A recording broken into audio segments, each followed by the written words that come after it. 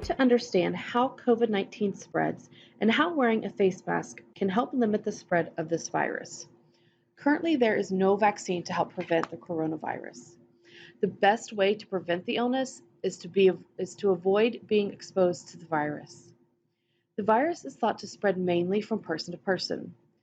This is done between close contact with one another, about 6 feet away, through the respiratory droplets that are produced when an affected person either coughs or sneezes or talks. These droplets can land in the mouth or nose of people who are nearby and possibly be inhaled into the lungs. Some recent studies have suggested that COVID-19 may be spread from people who are not showing symptoms. So why should we wear a mask? By wearing a mask, you could prevent the spread of COVID-19 to others, even if you don't feel sick. A face covering is meant to protect people in case you are affected and not showing symptoms. It is important to continue to keep 6 feet between yourself and others. Wearing a mask is not a substitute for social distancing. Edison State Community College requires that everyone wear a face covering when on any Edison State campus location. So what types of masks are acceptable?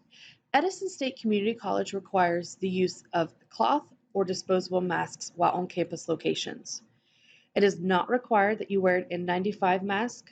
However, the mask that you do choose should be well-fitting and cover both your nose and your mouth and even your chin. It is important to know the proper way to wear a mask. Wash your hands before putting your mask covering on. Put it over your nose and your mouth and secure it under your chin. Try to fit it as snugly against the sides of your face as you can, but make sure that you can still breathe easily. Proper mask hygiene is also just as important. Try to remember not to touch the face covering, and if you do, wash your hands immediately. Take off the cloth mask covering carefully when you're home or in your car or ready to dispose of it. Simply untie the strings from behind your head or stretch the ear loops. Handle only by the ear loops or the ties, and then dispose of it or place it in the washing machine.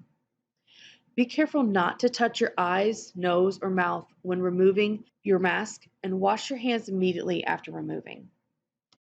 If you choose to wear a cloth mask, it is important to know that you need to wash it after each use. So how should you wash it? You can use a washing machine.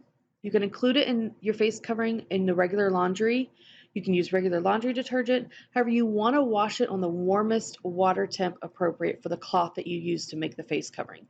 It is important that hot water touch it. If you choose to wash it by hand, you can prepare a bleach solution by mixing 5 tablespoons of household bleach per gallon or 4 tablespoons of household bleach per quart.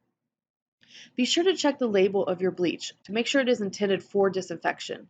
Not all bleach is created equally. Soak the face covering in the bleach solution for about 5 minutes, and then rinse thoroughly with water. When drying your face masks, you can do it in several different ways.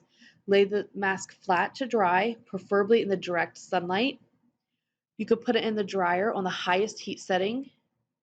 You can also iron your masks on cotton or the linen setting to kill any remaining germs. It is important that heat be applied to your mask to kill any germs.